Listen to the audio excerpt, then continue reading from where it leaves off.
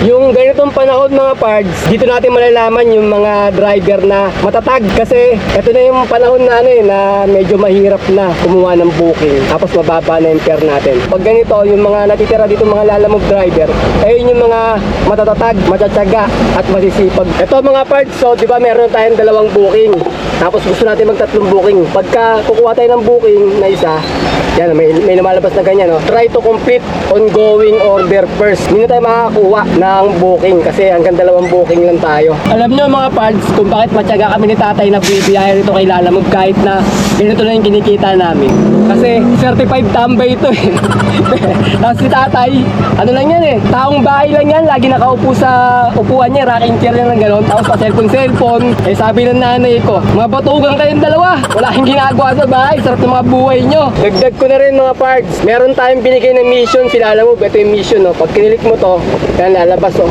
Mission, bibigyan ka ng 70 pesos pag natapos mo yung isang booking. Ayan, oh, from January 10 to March 10. Mapupunta yan sa Lalamove wallet natin, pang top up. Parang ano to mga parts eh, parang incentive natin. Time check tayo, 3:52 PM. May nakuha na tayong pang-apat na booking, sabay mga parts.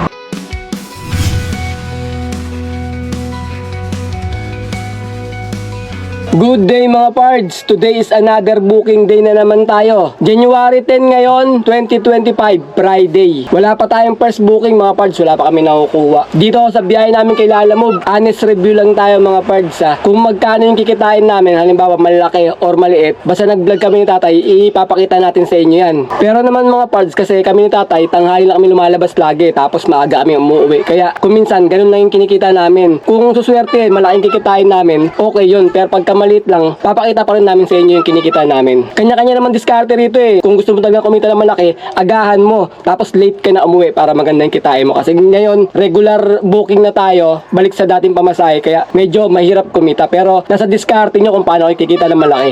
Recap tayo ng kinita namin ngayong linggong to. Kasi Friday ngayon, yung biyahe namin nung Tuesday, Maligayaan to, tunaunahan tayo. Maligayaan to Taguig 1 to 300 kg lang, sayang yun ah. Recap tayo mga parts na kinita namin ngayong linggong to. Friday ngayon, yung biyahe namin nung Tuesday, Wednesday, Thursday. Kasi Friday ngayon. Noong Tuesday, naka 1.8 kami na malinis. Tapos ngayong Wednesday, naka 1.7 no? Tapos ngayon Thursday, naka 1.6. Parang hagdan pala yan eh. Pababa ng pababa mga parts eh. Ngayon Friday, baka 1.5 na lang. Pero tingnan natin kasi Friday ngayon medyo maganda yung ngayon, mga pasok ng booking pagka Friday. Maganda sana sa Manila pumunta.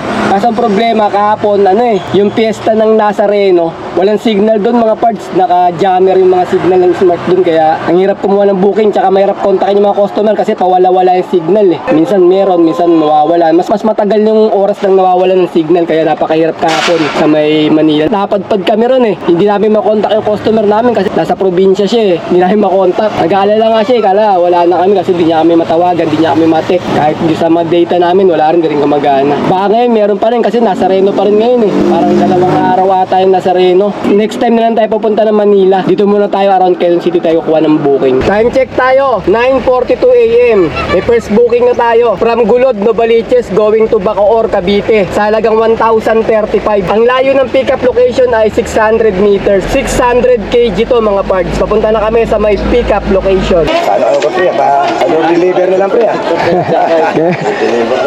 Hindi na jeep eh. Oo. Kaya pagod na rin pre sa pasada no? Nakapagod yung jeep ngayon. Lalo kung matraffic, putik na yan. Lakas pare. Lakas pa.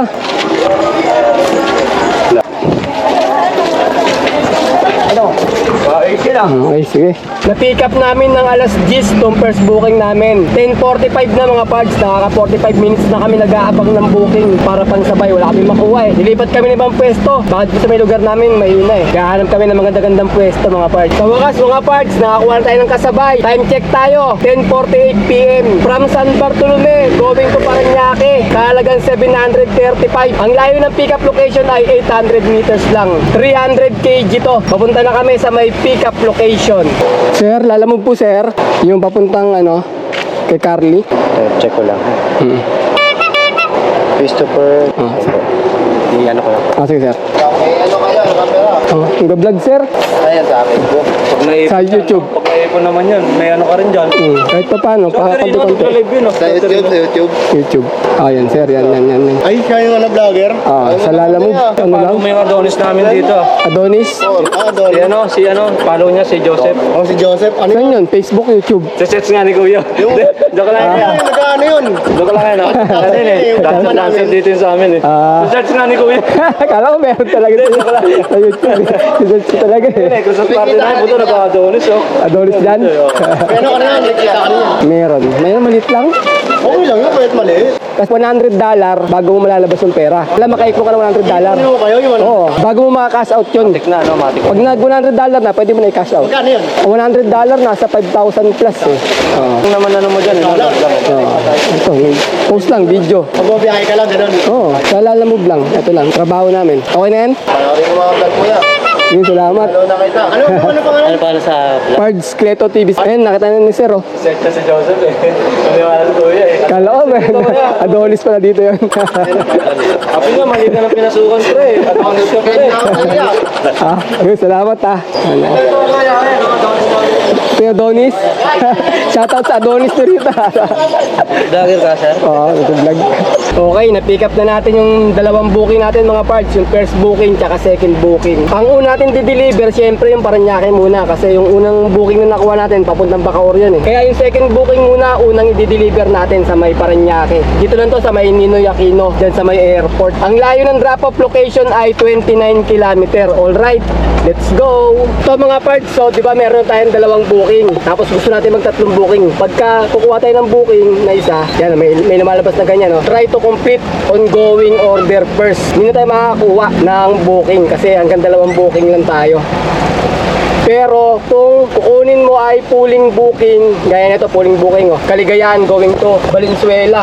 Kapag pinindot natin, ayan, pwede natin i-slide. Kaso hindi namin kukunin yan mga parts kasi papuntang Valenzuela yan eh. Pwede pa tayo magsabay ng pooling booking, ibig sabihin, kaya pa ng dalawang pooling booking. Makakaapat na booking pa tayong pwedeng kuhanin. Basta dalawang regular, dalawang pooling booking, pwede pa natin kuhanin yan mga parts. Dagdag ko na rin mga parts, meron tayong binigay na mission, kilala mo, ito yung mission, no? Pag kinilik mo to, yan lalabas, oh. Mission, bibigyan ka ng 70 pesos pag natapos mo yung isang booking. Ayan o, from January 10 to March 10, kailangan maka-isang booking ka daw, bibigyan ka ng 70. Mapupunta yan sa Lalamove wallet natin, pang-top up. Pag natapos mo yan, mapupunta sa kabila, meron pang isa. Ano naman, tatlong booking naman, sa tatlong booking, 150 ang makukuha. Parang ano to mga parts eh, parang incentive natin. Pero bihira lang magbigay si Lalamove, noong December marami. Siguro ngayon 2025, baka bihira na naman. Pero ngayon binigyan kami, January 10 to March 10. Yung ganitong panahon mga parts, dito natin malalaman yung mga driver na matatag kasi ito na yung panahon na ano eh, na medyo mahirap na kumuha ng booking tapos mababa na yung fare natin. Pag ganito, yung mga natitira dito mga Lalamove driver,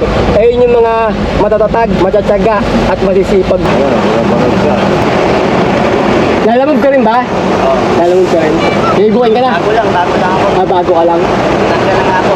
Hindi may iwasan kami, meron din dyan, may mga bangas na sakyan namin, hindi may iwasan. Ganito, Nakastong na. Wala eh. Naka-schedule na yan. Babalik ka na pintuan. Babayad din ako ng 2,000. Yung participation. Pero, ito na yung ano, pinapandot ko na ba eh. Hello? Hello? Ayan o. Nakasabay sa kalsada. Yan si tatay at saka yung ano, yung YouTube. Lalo mo. Kamay. Hello? Yeah. Shout out si kay Sir Joel. Kay Sir Joel. Direnyo Waraynon, tracker. Lalamove driver din mga parts. Nakasabay natin dito sa may sa may Quezon Ave.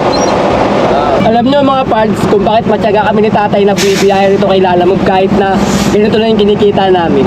Kasi certified tambay ito eh.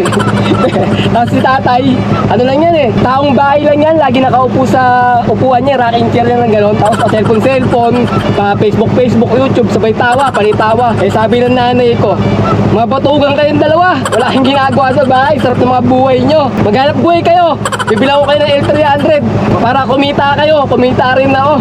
Ayun, kaya hindi na kami ni nanay ng sasakyan. Eto, at least, di ba? Kahit pa paano, kumikita kami dito ni tatay. Tatay, ayun, nakaupo lang, sitting pretty. Nagkakapera, sarap ng buhay. Ganun mga pads, kaya matyaga kami bumibiyahe rito. Kasi kahit pa paano, may kinikita kami. Kaya maging masaya na tayo, makontento tayo sa biyahe natin kay Lalamove. Pero talaga, sa totoo lang, mababa talaga. Kailangan lang talaga dito ng sipag at tiyaga. Okay, drop off tayo. Okay natin. Tao po. Lalamove, sir. Sir, Lalamove, sir. Kaya ano po, Carly. Oo, dito. Baba namin, sir. Kaya lang. Ano ba to? Gawa mo na, sir. Ito yung resibo, sir. Example lahat yun eh. Ito yung sample nga, no? Ay, sir.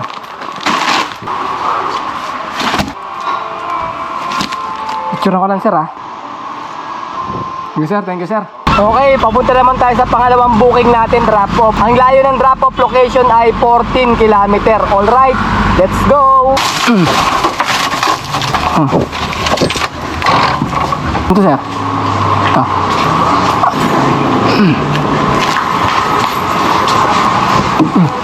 Ano po, sir, ha? 1,035 po yung ano.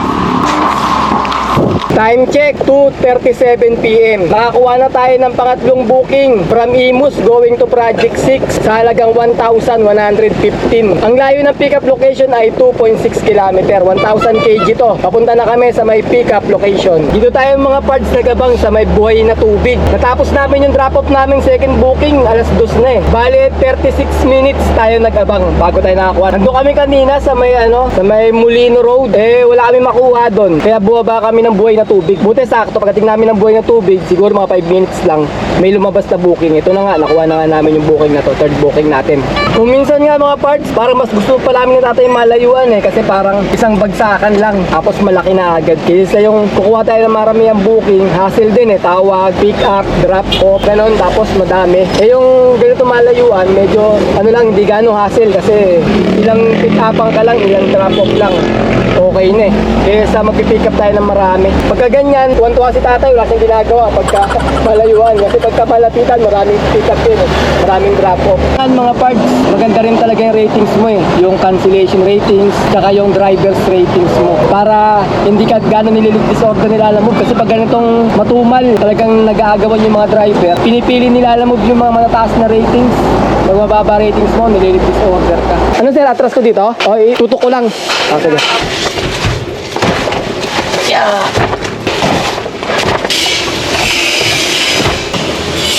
Dito kami mga parts sa may Ninoy Aquino Avenue. Mula ron kanina sa may Imus, ginapang namin hanggang makarating dito Pero wala kami makuwang kasabay. Puro malalayo yung mga pick up, malalayo rin yung drop off, hindi sa pupuntahan natin. Hassle pagka ganun pagka malayo sa drop off ng booking na dala-dala natin ngayon. Wala, yan mga malayo na mga binibigay. Nakaka 20 minutes na kami naghihintay rito Gaya niya, Pasay to Taytay, Manila, 15 km yung pick up. Kaya din pwede sabay yung mga ganyan Mahirapan tayo. Update ko kayo mga parts sa makakuha pa ako ng kasabay. Kasi hapon naka 20 minutes na ako nag-aabang dito Time check tayo, 3:52 PM. May nakuha na tayong pang-apat na booking sabay mga parts. From Parañaque going to San Francisco del Monte sa halagang 730. Ang layo ng pickup location ay 3 km. 600 kg to. Papunta na kami sa may pickup location. Baliches naman yan, mas malayo kasi ito Unahin ko yun sa'yo. Tapos nag-vlog ka? Yes sir. Yes sir. Sure. Convoy naman ako, boss. Ano, convoy ka? Sige. Diretso naman tayo. Nakamotor ka? Sige. Okay. Yes, sir. Okay mga parts, na-pick up na natin yung third booking tsaka fourth booking natin. Papunta na tayo ng drop-off location. Unahin natin i-drop sa may San Francisco del Monte muna. Kasi mas malapit yun Ang layo ng drop-off location ay 19 km. Alright, let's go! Alas 5 na naman mga parts. Ang bilis ng oras. Ano sa tingin nyo? Maganda kaya yung kinita namin sa araw na to? Malalaman natin yan sa pagbabalik ng Lalamove Daily Vlog. Walang madaanan ng ibang mga parts. Yung EDSA traffic. Nasa may Quirino Avenue tayo papunta ng Nagtaan Bridge. Dito traffic din. Wala talaga. Biyernes kasi ngayon Pagka Friday talaga, matraffic talaga. Sama pagka hapon na. Rush hour.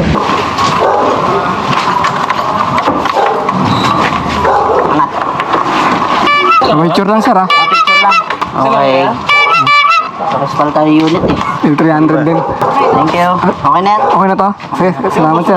Okay, papunta naman tayo sa fourth booking drop-off natin. Ang layo na lang ng drop-off location ay 4.9 km. Alright, Let's go! Pwede yung Gcash, boss? Yung kay Jeep to eh. Yung kay Jeep. Pwede naman. May Gcash naman. Ito, 1,115. Mga wire. Ayan, sir. Tama yan. Ayan, okay, sir.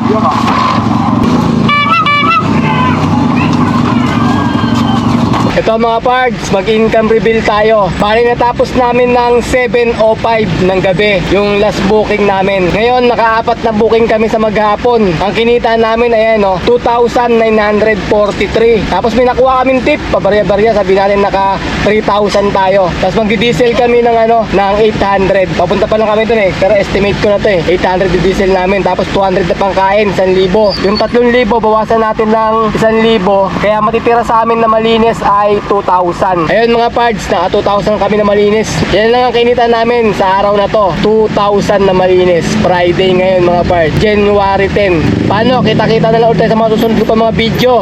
Maraming salamat.